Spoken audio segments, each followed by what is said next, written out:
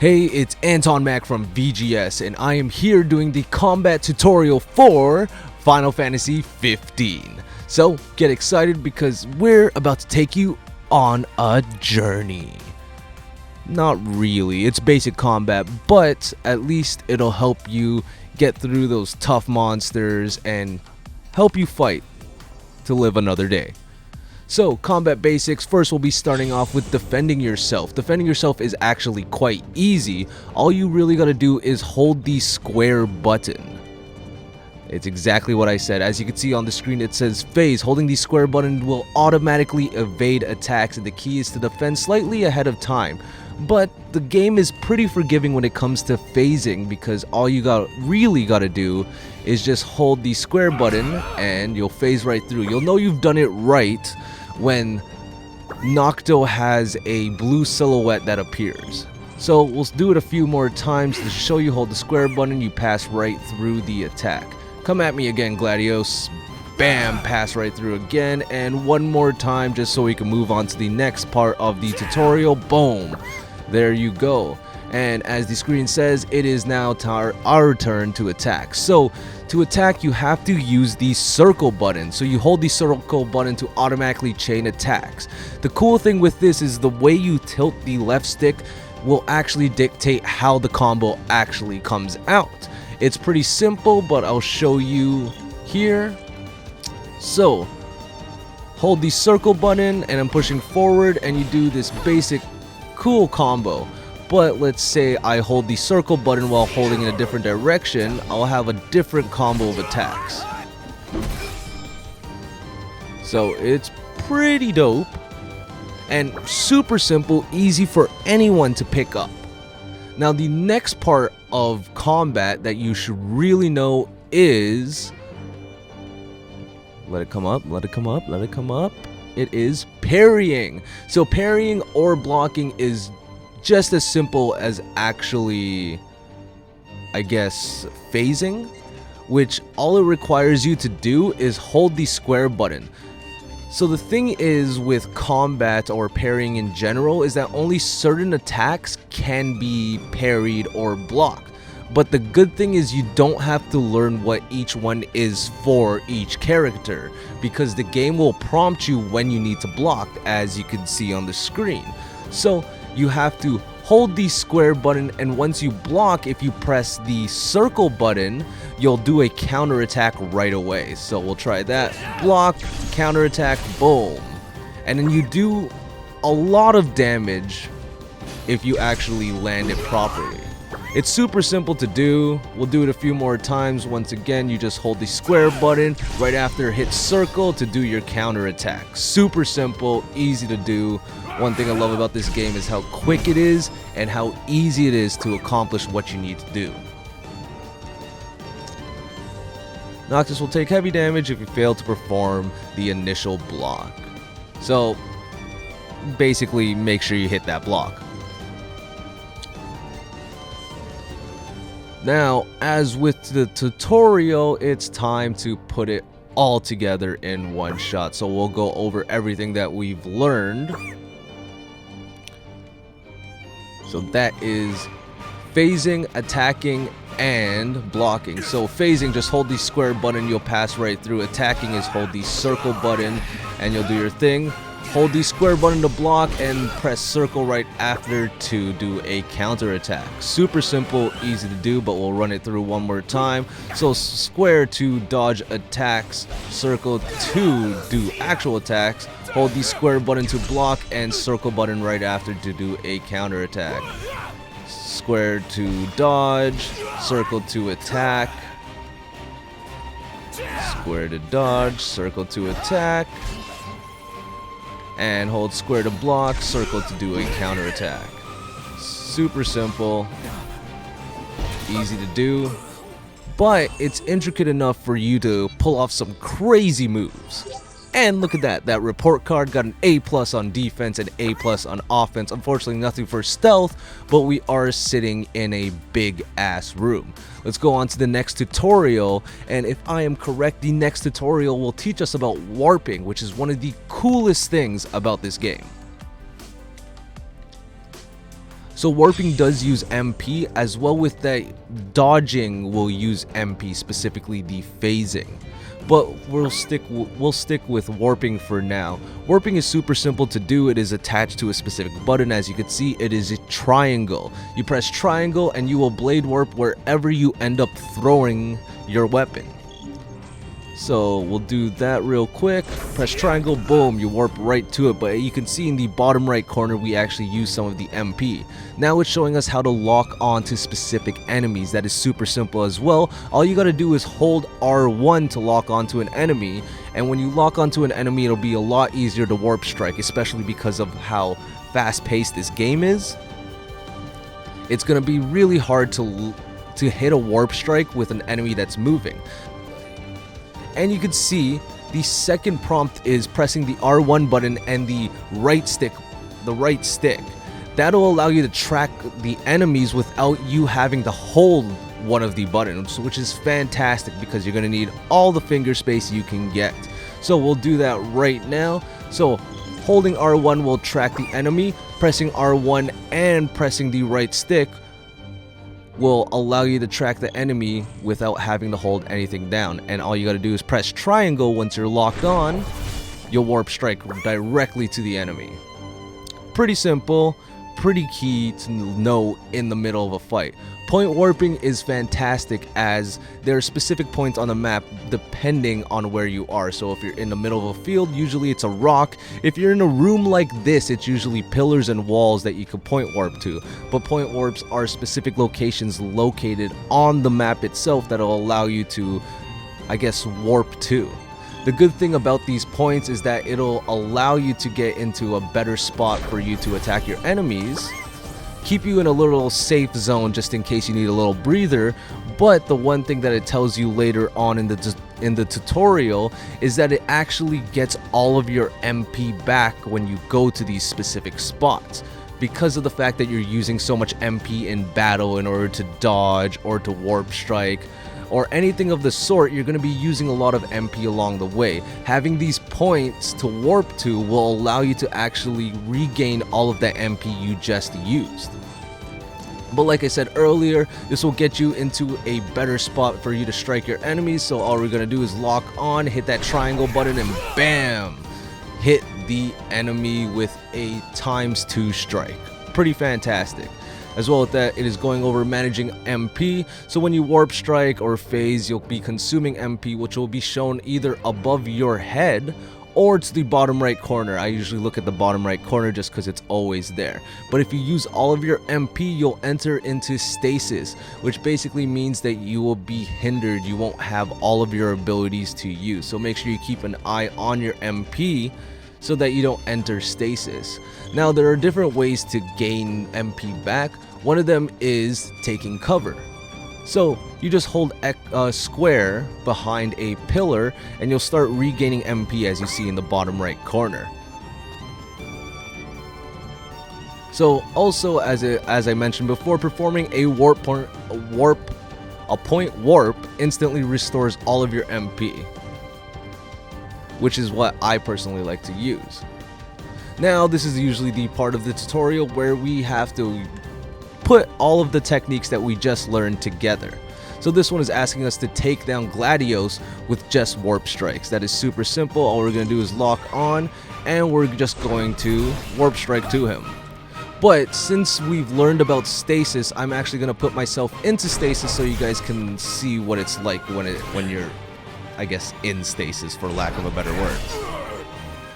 But now we're in stasis. I'm going to try to warp strike. I cannot because I do not have any more MP. This also leaves me in a bad position because I cannot go to a warp point.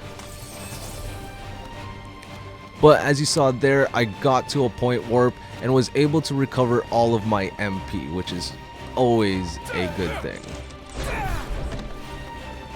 So another thing with warping is that you could also use it as a defensive skill rather than an offensive skill. Just in case you get into a bad position, you can warp yourself away so that you don't take any damage. While you may be using MP, it's usually better to get away from the opponent than take a ton load of damage, right?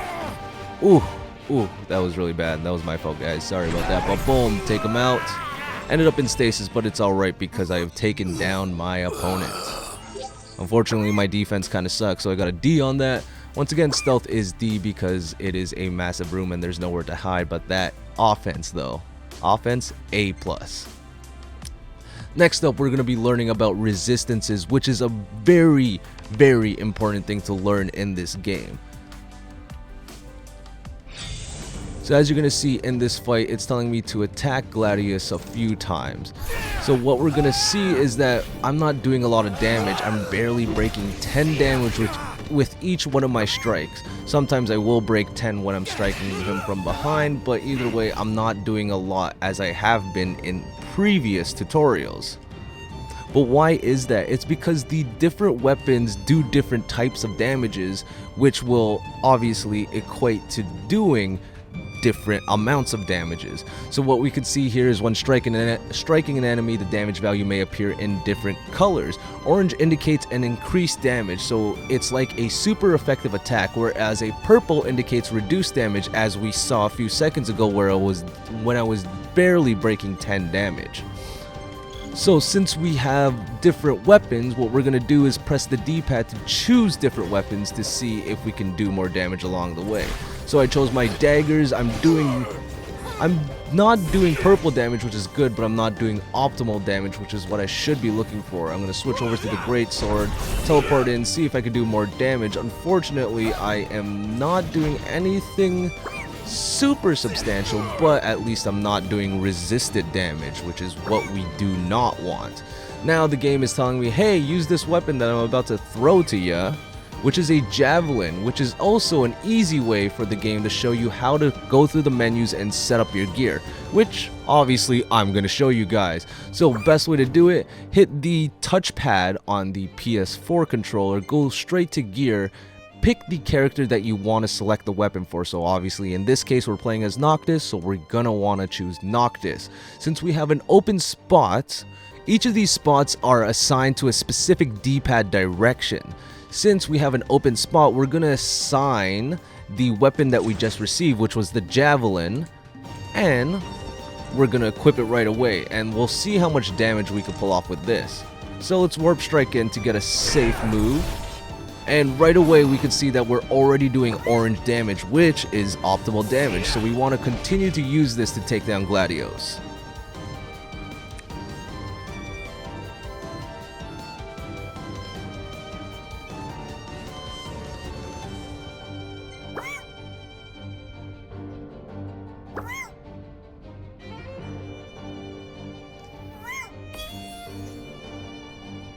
So now we're on to spells. Spells we use like weapons, so we have to equip them like weapons. Now that we've received the spell fire, what we're gonna do is we're gonna hit the touchpad on the PS4 controller, go straight to gear and pick Noctis. What I'm gonna do is I'm gonna swap out the two-handed sword because I am not a fan of two-handed swords, and we're gonna head over to the spell tab and equip fire. From what you can see on the far right, it says ×5, means that we only have 5 fires to use. But don't fret, because there are plenty of spells all over the map in Final Fantasy 15, so don't feel like you have to keep all of your spells, piled up to use for a boss fight, because you will find more than enough as you traverse the world of Final Fantasy 15. So since we have that equipped, we're gonna choose our spell. We're gonna lock into Gladiolus. Excuse me, his name is just weird. But we're gonna lock into Gladiolus, and then we're gonna hold the circle button to get that fired up and let it go. So just like a grenade in a first-person shooter, you can hold the button to cook it like a grenade, and then you can let it go to fire it off. See? Prime the spell, aim, and fire. Super simple and easy to use. The unfortunate thing is that when you have a spell equipped, you will not be able to warp strike. So make sure, if you are looking to warp strike, to switch over to a weapon. Now, checking for resistances. As you can see, there are 2 combat modes in this game. There is active and there is wait. Active is the normal combat mode where things are moving extremely quickly and you gotta think on your feet. But if you're more of a tactician, you're going to want to look at wait mode. Wait mode emphasizes strategic elements of combat. So I'll show you how that's done. So once you're ready, hit the options button, go straight to options and go to combat. From there you can choose either active or wait. Since we've been using active this whole entire time, let's try wait to see the difference. So wait is a different take on things. Like I said before, it is a strategic version of the combat system. But in order to really maximize this, what you're gonna want to do, and hold on, what you're gonna want to do is you're gonna want to stop in the middle of combat. And I know it's a little weird and you think you might get smacked in the face, but if you stop in combat, everything slows down. You get a wait timer at the bottom to basically signify that things have slowed down. But the cool thing is you'll be able to check resistances this way. So if you're a Final Fantasy fan, then you know the spell Libra. But if you don't know, Libra is a spell that allows you to check the stats of an opponent, as well with that their resistances and weaknesses. So what you're going to want to do is when you're in the wait mode, you're going to want to hit R1 and you're going to scan the opponent to see their weaknesses. That includes their stats, like how much HP they have, what level they are, or what they're weak or strong against. So from what we can tell here, the two icons that are orange are the daggers and the frost spell, but what he's strong against are everything that are in purple. So that's the javelin and the lightning. So what we're going to do is we're going to switch over to the daggers, and then we're going to use that to attack him so that we could do the maximum amount of damage that we should be doing. So what I'm going to do is I am just going to warp in and get started.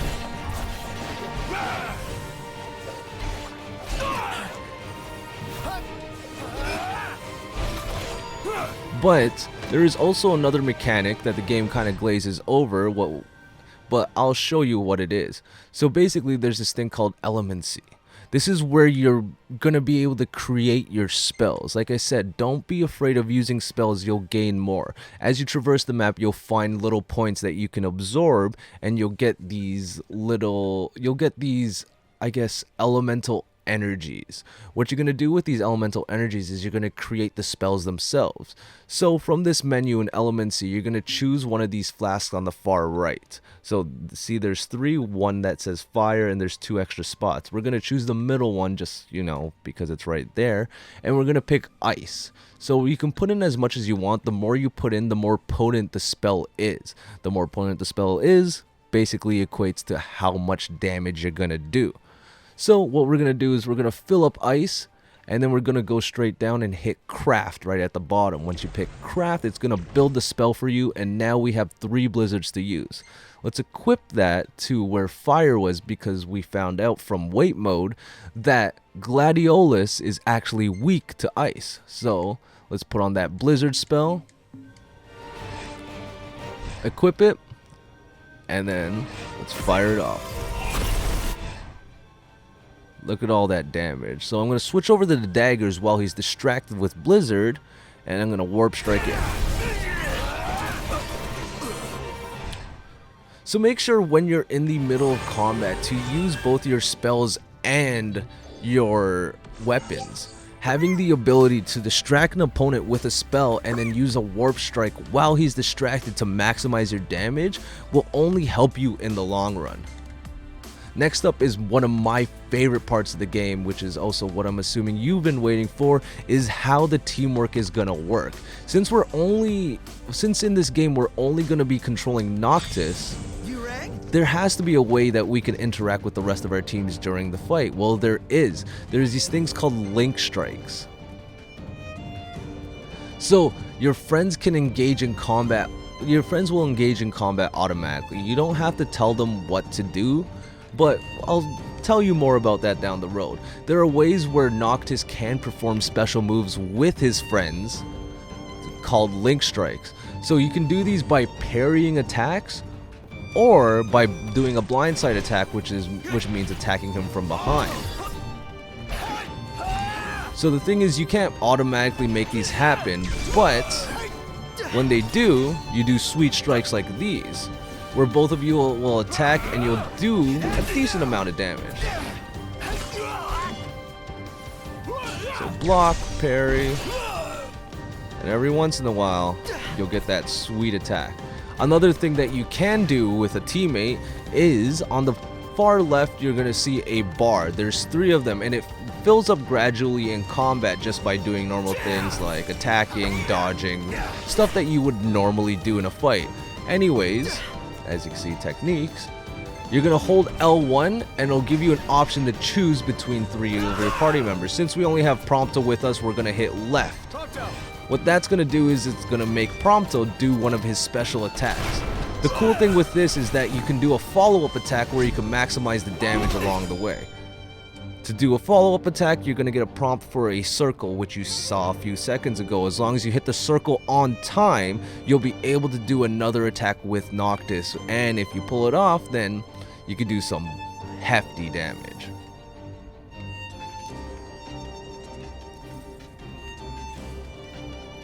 So sometimes when you're in the middle of combat, you're going to get caught off guard by an attack that does 9,999 damage. That is pretty crazy, and if you're damaged, when you get hit by something like that, usually you'll end up in a state called danger. Danger not only impairs his abilities, it also decreases his maximum HP over time when he takes damage. When his maximum HP eventually drops to 0, then, well, you can guess what happens. So things that can help during this time are items. If you have items, use them right away.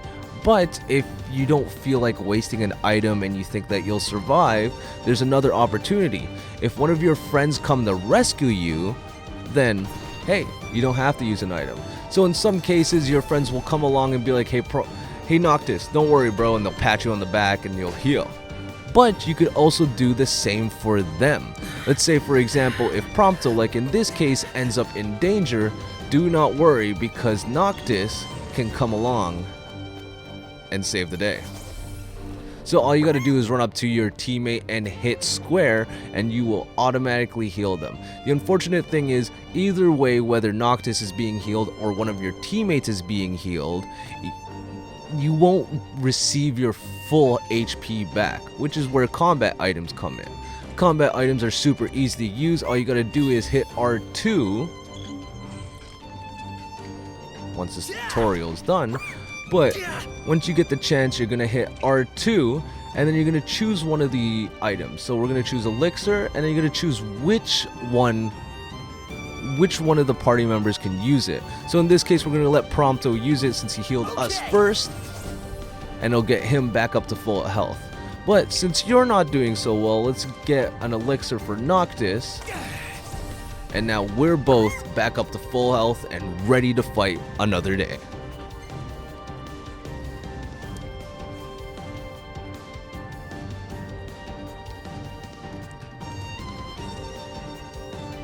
And now, since we have learned everything from basic combat like parrying or dodging and attacking, to warp strikes, to teammate fights, let's put it all together and see what we can do. So first, what I'm going to do is I'm going to change it back to active, because I am personally more of a fan of active versus the more tactical weight.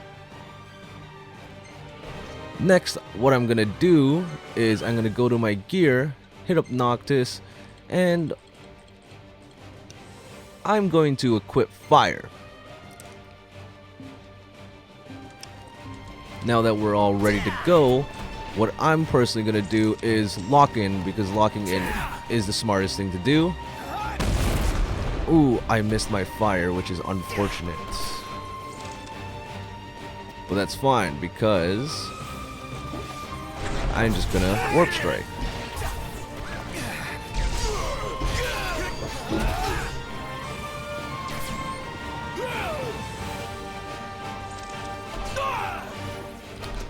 So remember, basics of combat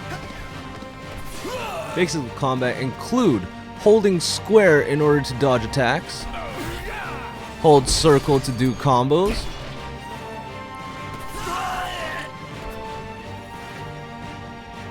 hold square to block, Use circle again to do a parry attack.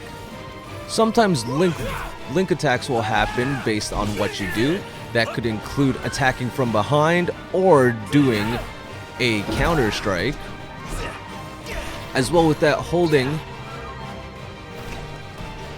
left bumper and pressing a direction will do a teammate attack.